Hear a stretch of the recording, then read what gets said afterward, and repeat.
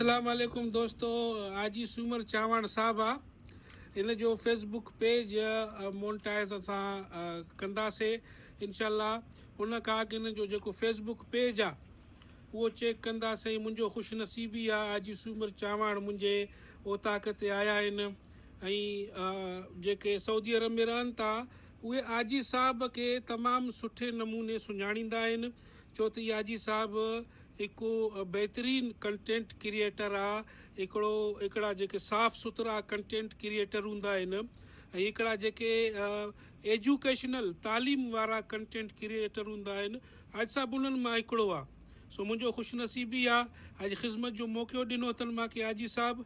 ऐं सऊदी अरब में जिद्दा में ही पाण चावण बिरादरी सां तालुक़ रखंदो आहे, लेकिन सऊदी अरब जिद्दा जे हर कुंड मां हर पुराणे जेको तारीख़ी महाग आहिनि या जेके तारीख़ी दुकान आहिनि या मतिलबु जेके बि आहिनि हाजी साहब ॼाणींदो आहे। ऐं इन जो फेसबुक पेज इंशाअल्लाह ताला हाजी साहब खे मूं चयो आहे जेके शयूं इन्हनि जे तजुर्बे में आहिनि ऐं जेके नयूं शयूं हाजी साहब एक्सप्लोर कंदो सऊदी अरब जे बारे में, सऊदी अरब जिद्दा जे बारे में। सो हाजी साहब अॼु खां पोइ पोस्ट कंदो ऐं हाजी साहब जो जेको फेसबुक पेज आहे उहो मां मेंशन कयो आहियां मथे।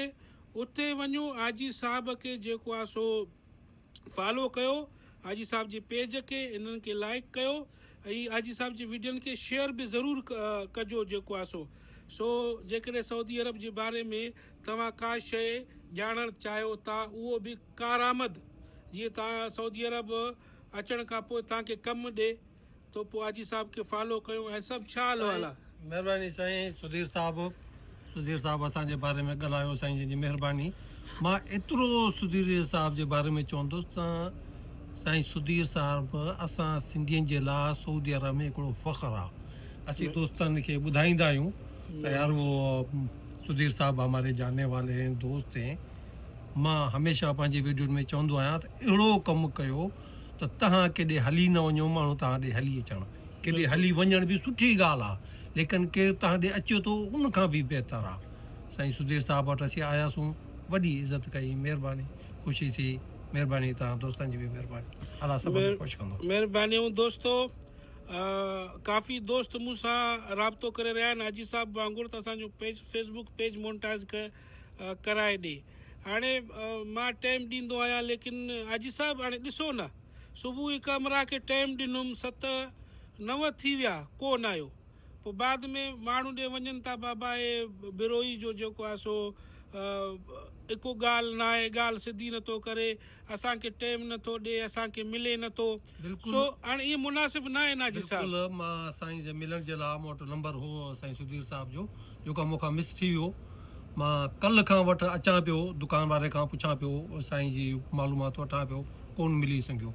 मूंखे साईं सां मिलणो हो त 3-4 चकर करे बि मिलियो आहियां। ऐं मूंखे एतिरी ख़बर आहे सुधीर साहब घर हुजे, रस्ते में हुजे, जिथे बि हुजे, जॾहिं बि असीं सलाम कंदा आहियूं त बीही रहंदो आहे, पुछंदो आहे अबा कमकार हुजे, छा ॻाल्हि आहे। असांजो मोबाइल चेक बि असीं कराईंदो आहियूं त कंदो आहे। ऐं असां पंहिंजूं कोतायूं ॿिए कंहिं ते हणूं था, इहो त असां में आहे।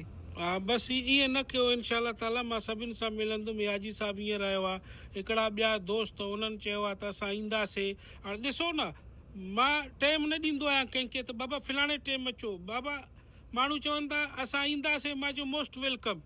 हाणे पोइ 3 कलाकनि में अचनि, 4 कलाकनि में अचनि। हाणे 3 बजे उन्हनि दोस्तनि चयो आहे त असां अचूं था पिया, हींअर अञा ताईं कोन आहिनि, सभु 8-8:30 थिया आहिनि। पोइ हिन में मुंहिंजो कहिड़ो ॾोह आहे, पोइ बि ईंदा अखियुनि ते मां मिलंदुसि।